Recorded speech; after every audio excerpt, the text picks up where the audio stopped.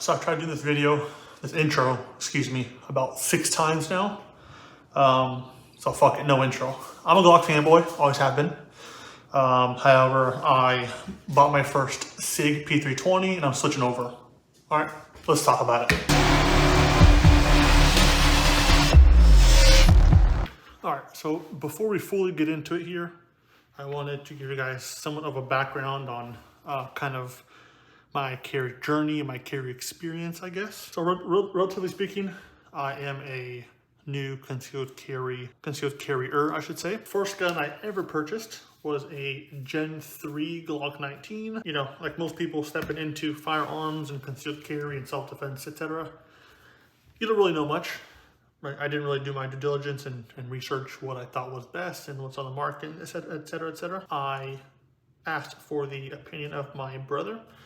He has had his concealed for probably over a decade or so. At the time that I, began taking concealed carry serious, he had a 19X, a Glock. Raved about it, spoke highly about it. Glocks are obviously very well known. So I ended up picking up a Gen 3 19. This was pre-pandemic pricing. I think I paid like $550 for it probably. So nothing wasn't too bad at the time, at least in my personal opinion. Then over the years, obviously, the more you take it serious, do your research, watch videos, kind of obsess over this world of things, obviously. You start to learn kind of what you like, what you don't like, what's good, what's bad, right?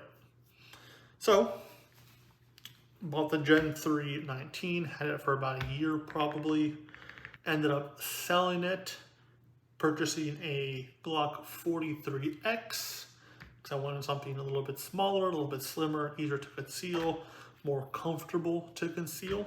After the 43X, I purchased my Glock 48 MOS, which is currently this right here. This is actually no longer mine. I actually gifted this to my brother last Christmas. He had a 19X. It was a little bit too big for him to carry. He's a thinner, kind of smaller frame guy. So I gave him for Christmas my 48 MOS. As you see it here, Streamlight TLR7 sub, Holosun 507K.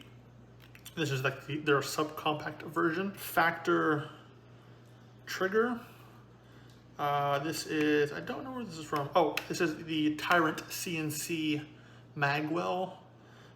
These shield arms, I believe, mag release, because I gave him a pair of the S15 mags, as you can see here. For the sake of the video, cleared, nothing inside. So I gifted this to him, took his 19X, ended up selling that. This was mine, no longer is. And I do miss it. I'll be 100% honest with you. I kind of regret giving this thing up. I'll put that back there for now. So after I gifted him my 48 MOS, I obviously had to go somewhere, right? I couldn't be without my concealed carry. The 19X, personally, even though I'm a bigger guy, wasn't really my cup of tea. So I ended up purchasing a Gen 5 Glock 19. During this transition period, I wanted something a little bit meatier. I have quite large hands. Even though the 48 felt great, the 19, with the setup that I have here that I'll show you here shortly, really locked my hand into place. And it just feels phenomenal. Everything's being ran in the T-Rex Arms 2.0 sidecars, right, with the flex and their modular system. So this is it here. This is in the, I think this is the Mars Gray, before I get too much shit for it. It is missing my optic and my optic plate. I'll explain that later. But this is currently how it sits. Again, Gen 5 19. It has the ZevTech Magwell, the CAG or Cogworks extended slide release, a TLR1 HL, the high lumen model, 1000 lumens, and then the PMM or Parker Mountain Machine comp and barrel combo. And then these sights that I have on here, I don't remember the name, the brand. They were just a kind of a quick, like, cheap option to get some suppressor height sights to go with the optic that I had on here at the time. We can talk about that in another video. So after this, and I carried this for probably about a year or so, give or take. Like I mentioned in the beginning of the video, I've always been a Glock fanboy. They just always felt natural. But then something happened that I didn't really expect, if I'm being fully transparent. I picked up and I shot at a local match here in Tampa, a X5 Legion. I 100% regret it. And the reason for that is I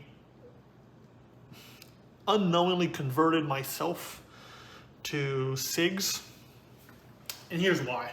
So this is obviously not an X5 Legion. This is the 320X Compact with a 3.6 inch slide and barrel. Holds 15+1.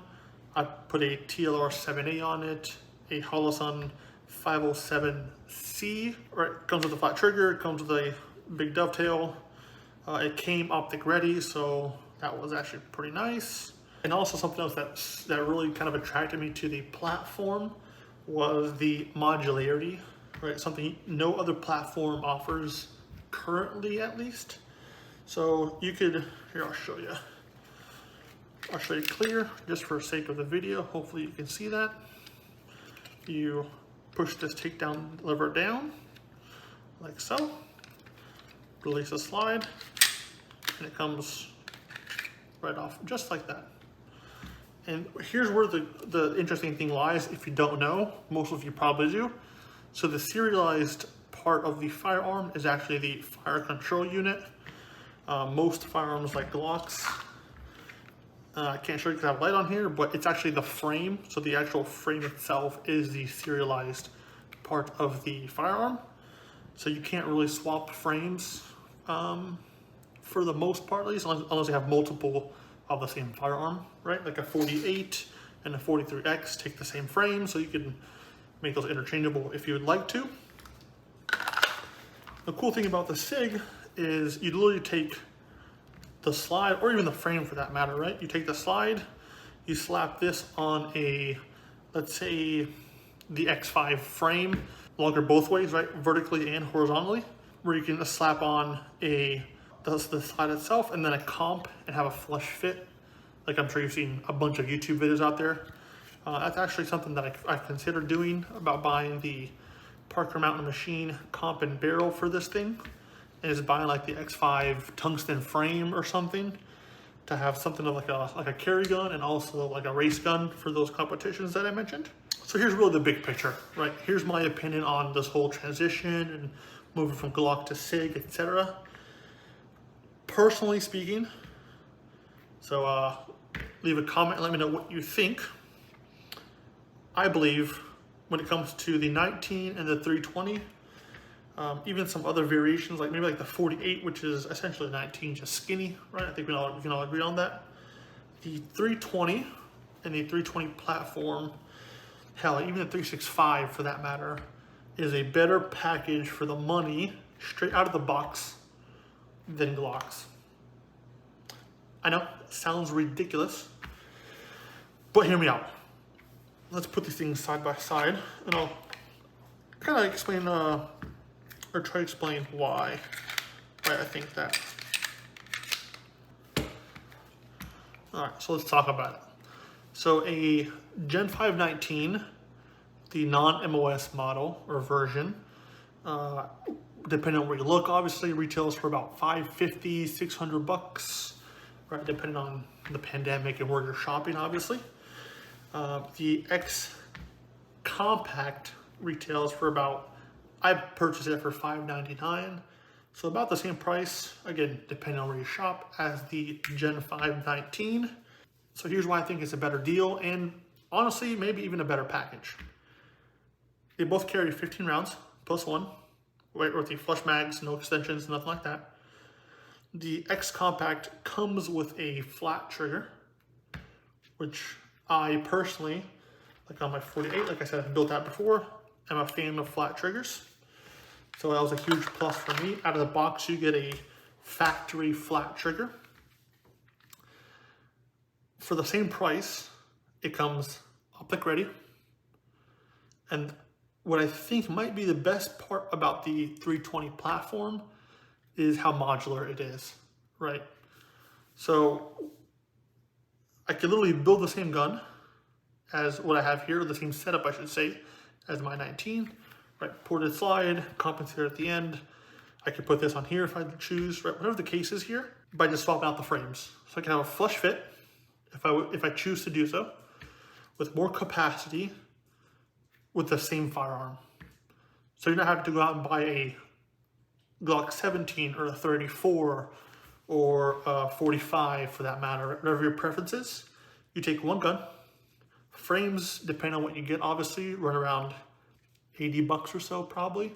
The tungsten ones or the polymer like mixed frames obviously run you a little bit more money, but you're still spending significantly less than if you were to buy a second firearm to have the same kind of modularity or package as something like this. So I can literally disassemble this and build 3 or 4 guns with little to no modification. And I think that's absolutely game changer. That's pretty much it. I just want to kind of give you guys my opinion on the whole Sig vs Glock. Currently, this is my everyday carry. Perfect little package, has a light, has an optic. Only downside, no magwell. I enjoy my magwells, but it has everything else that you look for in a gun. That's that. Let me know what you guys think. Am I wrong to think that Sigs currently are better than Glocks in terms of offerings and price-wise? Let me know in the comments below. Make sure you subscribe, comment, like, share, all the good stuff. Hit that notification bell. And thanks for watching. I'll catch you guys next time.